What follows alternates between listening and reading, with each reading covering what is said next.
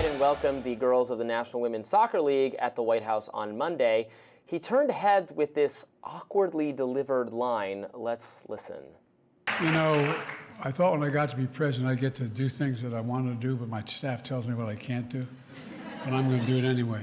All the young women, young kids out there that are out there, come on up and do this when we stand behind me when we do this. Come on.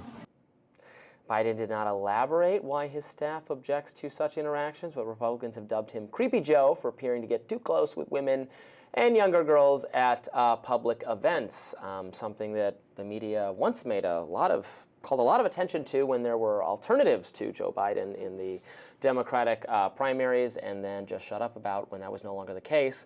Look, I think that was just a bad turn of phrase, that his staff doesn't like just lots of people being on stage or something like that, but it certainly came out wrong and called to attention, all those photos and videos in the past of him, doing the kind of shoulder touch and the just not great old man stuff that he was doing. Not great old man stuff, and again, the Democrats used to care a lot about, and then we don't hear about it so much. They care about it. I mean, we're in the middle of an election with Kamala Harris now, and if he was still running, I'm sure this would be coming up in the press, as it always does. The reality is he's a little on background. No one's really paying attention to what Joe Biden's doing right now, except for the UN, perhaps, and some foreign policy. No, no one is paying attention. We've just totally moved on, including from the fact that, as we saw from that debate performance, as we've seen from so many of his public appearances, his fewer and fewer public appearances, I know he's not running for re-election anymore, and he's just running out the clock at this point. I have serious questions about whether he is capable of being the president even right now. Oh, come on. And so do many Americans. He has been doing gaffes since he was 29 years old, and he was running for U.S. Senate in Delaware. It's so different. Compare the gaffe. What he just did was something that he did 30 years ago. He did it 10 years ago. It doesn't mean he doesn't know how to run the country. He has an administration. He has, as he says, advisors. He has the best you can say is that he is not running the country, and it's the people. It doesn't really matter, and it's, yes, he has a team who's actually doing it.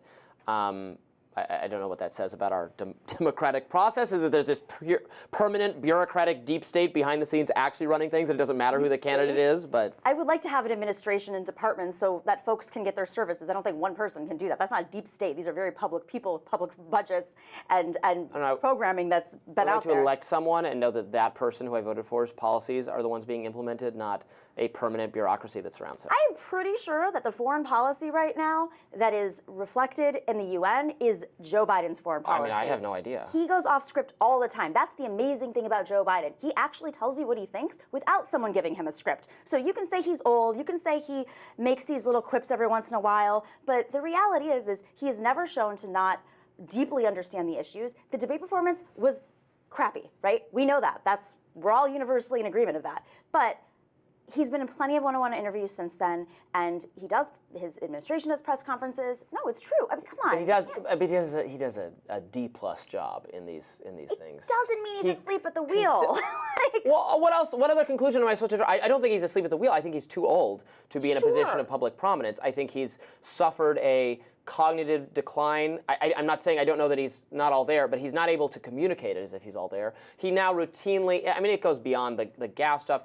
He mixes up world leaders' names. He tells stories about the wrong people. He gets lost in press conferences where the audience the press actually has to supply him the words he's not getting.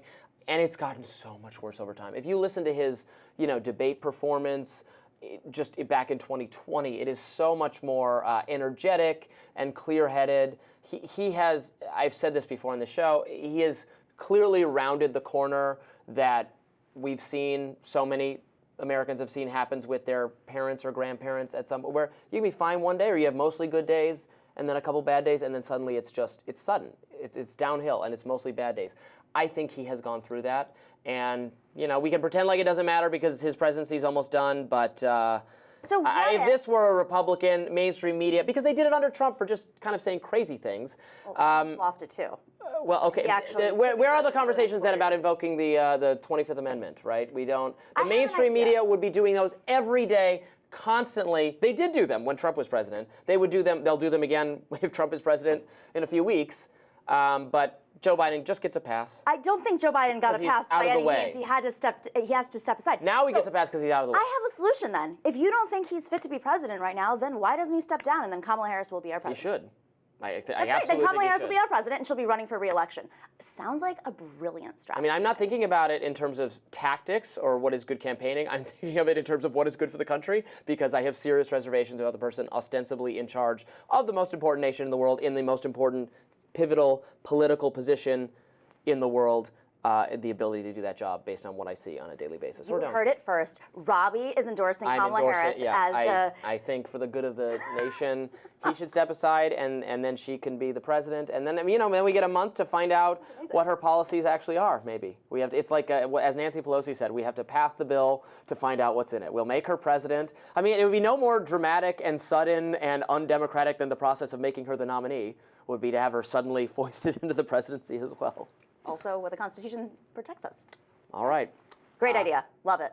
More Rising right after Handshake. this.